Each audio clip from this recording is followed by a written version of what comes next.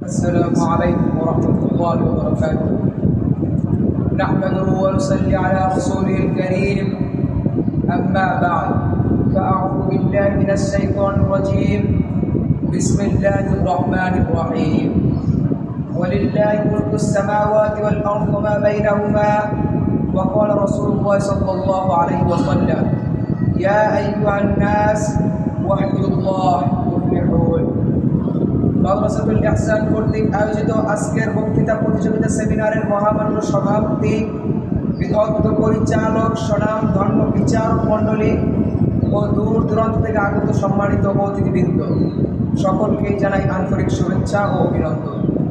প্রিয় উপস্থিতি, আজকের নির্ধারিত আলোচ্য বিষয় মহান আল্লাহ তাআলার পরিচয়। এই বিষয়ে আমি কিঞ্চিত আলোচনা করার প্রয়াস চালাবো ইনশাআল্লাহ।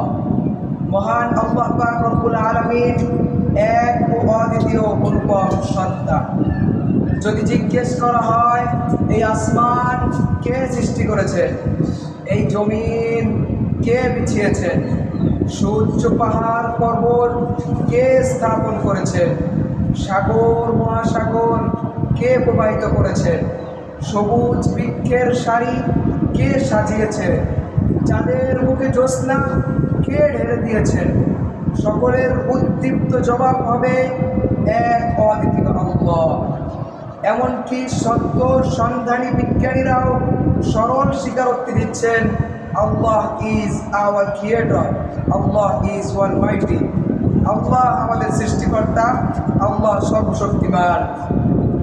পশ্চিমা গবেষক, ডাক্তার, বিজ্ঞানীরা আরও অগ্রসর হয়ে বলেন, আল্লাহ ইজ প্রেজেন্ট এভরিওয়্যার, আল্লাহ সর্বত্র বিরাজমান। ওয়াহুয়াল আজিজুল হাকিম, তিনি শক্তিধর মহাপ্রজ্ঞাময়। লাহু মুলকুস সামাওয়াতি ওয়াল আরদ, নভমণ্ডল ও ভূমণ্ডলের রাজত্ব তারই। আসমান জমিনের একচ্ছত্র অধিপতি তিনি। আলিমুল গায়বি ওয়াশ শাহাদা, তিনি দৃশ্য অদৃশ্য সবকিছু সম্পর্কে জ্ঞাত।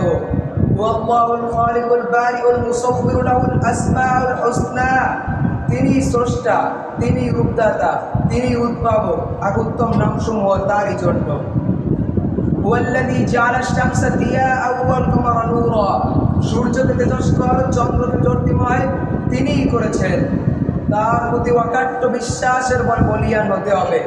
তাই কবির ভাষায় বলতে চাই, আজ भी हो जो इब्राहिम का ईमा पैदा आग कर सकती है अंदाजे गुलिस्ता पैदा।